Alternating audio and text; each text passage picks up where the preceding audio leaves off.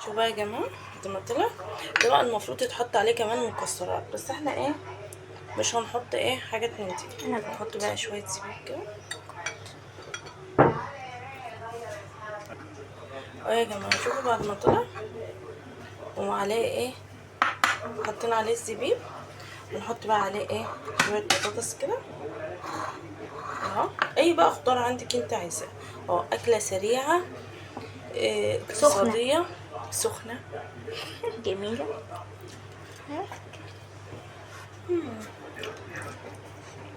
لا لا والله ما اقدر اكله، يبرد له بس شوية. عشان سخنه يعني. مم.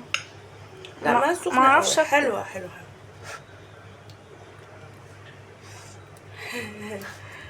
سخنه. عايزة اكل كده. هي تتصرف مع نفسها. شوفوا بقى قضينا معانا اليوم، رحنا المدرسة شكلنا وجينا، وكانت يعني اليوم كان مليان بالحاجات، فقلت اقضيه معاكم يعني. لو كان ينفع ان انا اصور لكم من رايحة المدرسة وجاية كنت صورت يعني. يلا ربنا يا رب يحمي ولادنا ويبعد عنهم اي شر، واي حد يحصل له حاجة في ابنه ما يسكتش. انا اللي بقول. وما تنسوناش في لايك وكلمة حلوة منكم، واشوفكم على خير. باي باي حبايبي الحلوين، عاملين ايه؟ يا رب تكونوا بخير. تعالوا النهارده نعمل ايه. انا قلت ايه، طبعا الطبخه دي كل واحد بيعملها انا عارفه، بس انا قلت اعيش معاكم اليوم كده ماشي. دوت بقى انا عايزه ايه اعمل رز مختلف كده، كانت ماما الله يرحمها بتعمله لنا زمان. مش عارفه تقريبا انا عملته قبل كده على القناه ولا لا، بس انا هنعمله مع بعض. ايه رايكم يعني في 10 دقايق كده نعمل غدا؟ تعالوا بقى هنشوف هنعملها ازاي. ده حبة زيت عمد حلة، هنحط عليهم ايه شوية زبيب، رز بزبيب استنوا بس عليا. نحط عليه كده شوية اهو، نعلي النار لغاية لما تغلي. انا النهاردة بقى عايزة احكي لكم على الموقف اللي حصل معايا. ابني امبارح جاء هو ما قاليش حاجة. اخته جت قالت لي يا ماما انا زعلانة ايه كده، الكلام ده الساعة 8:30. ماما انا زعلانة على ادم قوي. قلت لها ليه، ايه اللي حصل؟ قالت لي النهارده المدرس بتاع الرياضة مسك آدم دب دب دب على ظهره، وراح ايه شايطه برجله. قلت لها انا ابني اتعمل في كده؟ قالت له اه والله يا ماما، وزعلت عليه يا عيني وخرجه بره، وراح وآدم قعد يعيط. انا ابني عارفة ان هو مش شقي، يعني مش من نوع العيال اللي هو يطلع فوق حاجة او يعمل حاجة او يرد على حد. ابني مش من النوع ده. لقيتها بتقول لي ايه، قلت لها طيب ماشي. انا من الساعه 8:30، هي قالت لي الموضوع ده الساعه 8:30. من الساعه 8:30 انا نفسي الساعه 8 الصبح تيجي عشان اروح له، يعني اطلب زمارة رقبته اللي هي نفس الحاجه واللي قفلت بقى معايا. قلت له والله يا ادم لا هجيب لك حقك، وما بقاش امك لو ما جبتهولك، وان ما خليت الراجل ده يخاف بعد كده يدخل لك الفصل. المهم الرز الزبيب اهو يا جماعه. شوفوا استنى هحطه في البتاع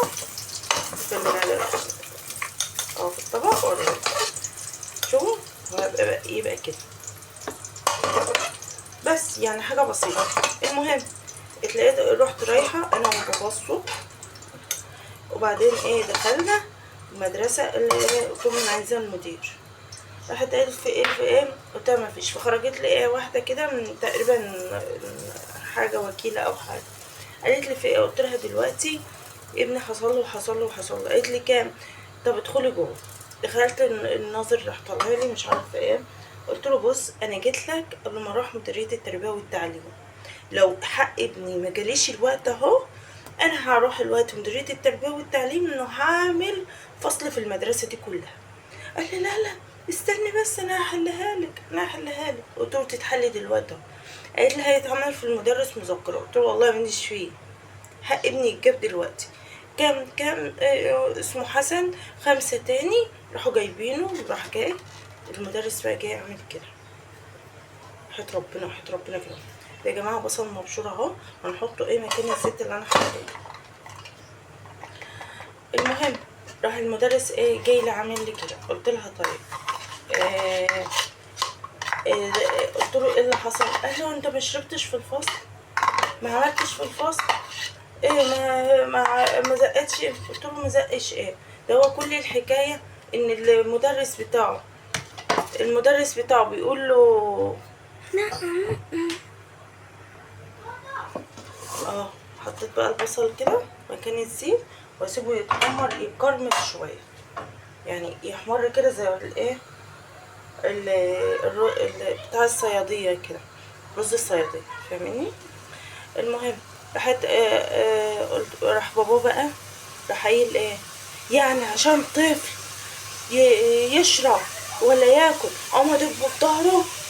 انا معايا تربيه، والتربيه دي بتدرس علم نفس، يعني ادب عيل في ظهره، عيل تعبان بياخد تنفس بالغلب، عيل تعبان بنعمل له اللي هو جهاز التنفس، ايه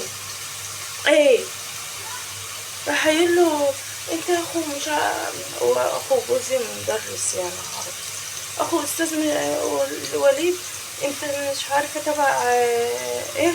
انا عارفه مش عارفه ايه. انا ماله مال اخويا ومال ابويا، انا مال انا يا ليه بابني اللي اتعمل كده؟ من نظرة هيقول لي خلاص والله حقكوا على دماغي، شوفوا انتوا عايزين ايه وانا هعمله لكم حالا هيتكتب في مذكرة ولو عجبكم تقطعوا اكل عيشه دلوقتي انا معاكم.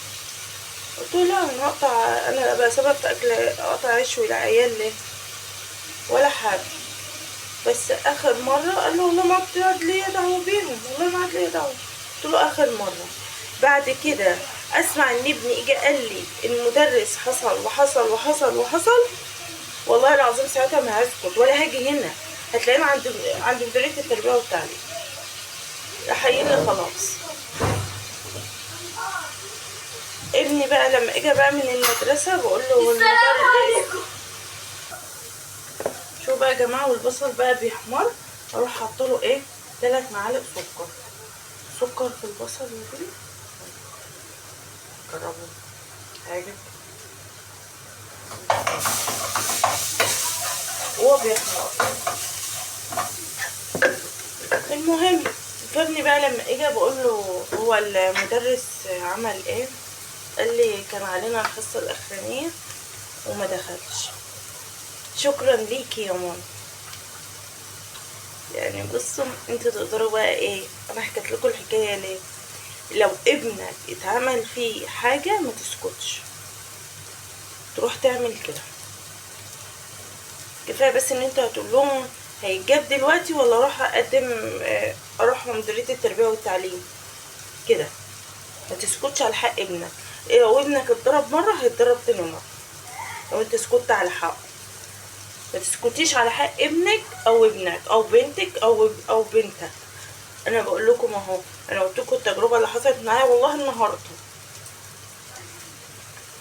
النهارده ونزلت وما نمتش، انا ما نمتش لغايه اما رحت خدت حق ابني تالت ومتلت. فده عيال احنا مش بنلاقيها في الشارع، احنا العيال بندوخ عما بنجيبها وبنربيها وبنصرف عليها ويطلع عينينا عشان نجيب القرش عشان نصرف عليهم، فاحنا مش لاقيينهم عشان حد يجي يعزقهن ويضربهن. انت عارف صحته فيها ايه؟ عارف هو بيعاني من ايه؟ يا جماعه كده الفرن اهو، هقلب بقى الكاميرا واوريهولكم وانا بحط الرز. ماشي يا جماعه هو بيبقى كده. نحط بقى الرز ونحط بقى عليهم ايه، انا حطيت شويه ميه زي الرز بقى العادي، انا عامله ايه محمله الرز العادي، حطيت عليهم شويه ميه ودوت ملح، وهنحط بقى فلفل اهو كده اهو، ودي شويه قرفه يا دينا ملح وفلفل وقرفه، نقلبها كويس قوي ونسيبها بقى لغايه لما ايه الرز بقى يشرب كل ده. نبتدي بقى نعمل الخضار دوت، بصل على توم متقطع ومبشور و اهوت ملح فلفل حبة سكر، يعني معلقة سكر على فكرة بتفرق في صينية البطاطس. انت عايزة تعملي خضار تاني زي بامية فاصوليا زي ما انت عايزة بقى براحتك. والبطاطس انا مقطعها حطيتها اهو على طول كده اهوت، طماطم معصورة. الاكلة خلصت اهي، ثانية الا ثانية. شفتوا بقى؟ انا بقى مستعجلة وعما رحت بقى وجيت نمت وكده، فكان الموضوع معايا صعب شوية. فانا عايزة بصراحة اكلة سريعة، فدي اللي جت في بالي روحت قايمة عاملاها. لا لحمة بقى ولا حاجة تقعد تستوي على الحاجات دي كلها اهو، عشان بس العيال تيجي من الدرس تاكل اهو. اغطيها بقى شوية كده وبعدين ادخلها الفرن مع الرز بقى وكده تمام.